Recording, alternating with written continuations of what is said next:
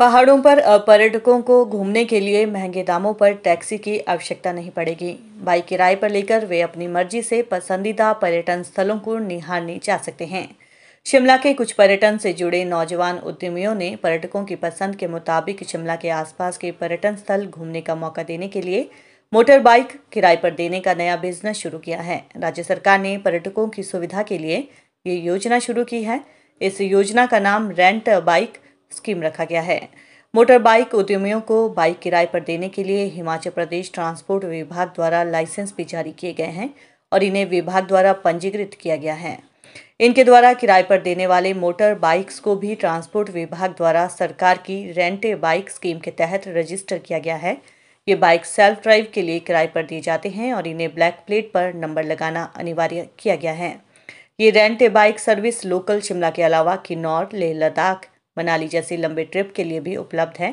इसमें स्कूटी से लेकर बाइक का 700 से लेकर 1600 रुपये तक प्रतिदिन के हिसाब से किराया रखा गया है। Himachal Pradesh tourism industry stakeholder association के अध्यक्ष मोहिंदर सेठ ने कहा कि पर्यटकों के लिए किराए पर बाइक सुविधा शुरू की गई है।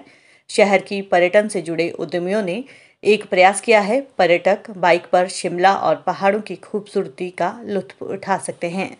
वहीं पर्यटन उद्यमी रणदीप सिंह ने कहा कि रेंट बाइक शिमला में चलाई गई है। इससे पर्यटक अपनी गाड़ी शिमला में पार्किंग पर लगाकर मोटर बाइक राइड का आनंद प्राप्त कर सकते हैं। प्रयास किया गया है। ये हमारे जो यंग टूरिज्म प्लेयर्स हैं, इन्होंने ये इनिशिएटिव लिया है। पहले तो मैं इनको बधाई देना चाहता हूँ कि इन्होंने ये इनिशिएटिव लिया है। और क्योंकि हमारे यहाँ तो अभी तक जो टूरिस्ट आता है वो शिमला में सिर्फ कुफरी या मॉल रोड पे आधारित गिना जाता है, क्योंकि टैक्सी वाले भी उनको लेकर नहीं जाते हैं और स्थान दिखाने के लिए, जबकि यहाँ पर कई अच्छे देखने योग्य प्लेसेस हैं।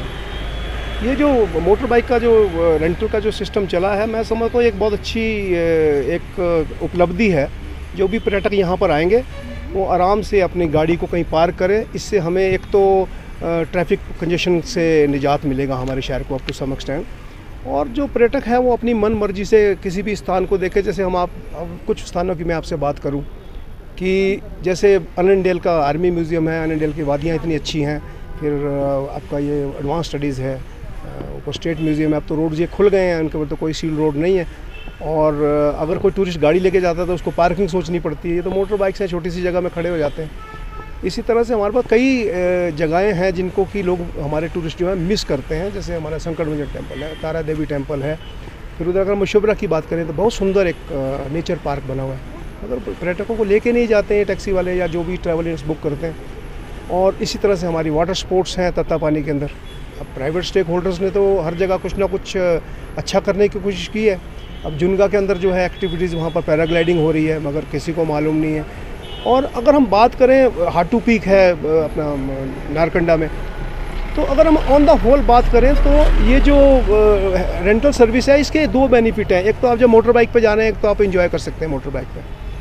दूसरा जो है, रास्ते में कितने अच्छे अच्छे दृश्य आते हैं। मोटर बाइक तो ओपन है, तो यू कैन सी कि भाई यहाँ गाड़ी खड़ी, अपना मोटर बाइक खड़ा किया जाए, उससे कोई कंजेशन भी नहीं होगी और उसको जो है उन वादियों का लुत्फ़ लिया जा सकता है, वो अपने कैमरे में कैद किया जा सकता है। क्योंकि जरा एक जगह जाना भी सिर्फ भी एक बात नहीं है, मगर इसके लिए जो हमें ये उपलब्धि मिली है, मैं समझता हूँ ये एक बड़ी अच्छी उपलब्धि है।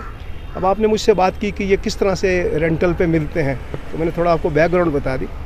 इसका रेंटल का ये सिस्टम है कि आपको कुछ रिफंडेबल सिक्योरिटी जो है वो इनके पास जमा करानी पड़ती है, और ड्राइविंग लाइसेंस की कॉपी और आधार कार्ड की कॉपी, और साथ में जो है ये अपना ये रेंटल पे आप इसको ले सकते हैं। और ये लोकल शिमला के लिए भी मिल जाते हैं, और बाहर जाना हो, किन्नौर जाना हो, मनाली जाना हो, या कहीं और लॉन्ग रूट पे जाना हो, इससे सबसे बड़ा बेनिफिट ये है कि ऑफ रूटिंग में आप कहीं भी निकल सकते हैं। तो उसके लिए हमारी एसोसिएशन भी अब एक ये प्रयास कर रही है कि हर होटल के अंदर हम प्लेसेस ऑफ टूरिस्ट इंटरेस्ट के बारे में कुछ ना कुछ इन्फॉर्मेशन लगाने के अनिवार्य करने जा रहे हैं, ताकि जो टूरिस्ट आए उसको वहाँ पता लगे कि क्या देखने लायक है, वो अपने मनपसंद जो स्थान है उस पर जाए। और सबसे बड़ी जो हमारी समस्या है कि हमारे, आपने देखा होगा शिमला में स्टे जो है एक आधा दिन के लिए रह गई है, मगर इस माध्यम से मैं समझता हूँ कि हमारी स्टे भी बढ़ेगी और टूरिस्ट को भी जो इससे बेनिफिट रहेगा। क्योंकि लोग तो अपनी मनमर्जी से घूमना चाहते हैं, मगर उनको कोई ऐसी साधन नहीं उपलब्ध है जिसके कारण उन्हें टैक्सी करनी पड़ती है या फिर ट्रैवल एजेंसी कोई और साधन करने पड़ते हैं। तो ये जो है मैं समझता हूँ एक बड़ी अच्छी पहल की इन लोगों ने, और ये हमारे लिए बहुत, ये अभी जैसे अभी इन्होंने मुझे अभी भी बता रहे थे ये कि इन्होंने 5 गाड़ियों से शुरू किया था एक फ़्लीट, तो इस तरह से 4-5-6 यंग जो हैं हमारे टूरिज़्म प्लेयर्स, उन्होंने ये शुरू किया है ये काम। तो अब वो बढ़ते चले जा रहे हैं। इसका मतलब लोगों की डिमांड तो है, पहले भी मिला करती थी, मगर वो चोरी छुपी जो है वो कोई अनरजिस्टर्ड और इलीगल वे से चलती थी। मगर जो सरकार ने, मैं उनको भी बधाई देना चाहता हूँ कि हमारी ट्रांसपोर्ट विभाग ने जो ये एक पहल की है कि रेंट ए बाइक स्कीम जो लॉन्च की है सरकार ने, it is a very good scheme. ये और जगह में तो ऑलरेडी है, गोवा में जाएं अगर आप रेंट वो कर सकते हैं, अगर आप कहीं उत्तराखंड में जाएं तो हमारे भी यहाँ शुरू होगी। मैं समझता हूँ ये बड़ी अच्छी।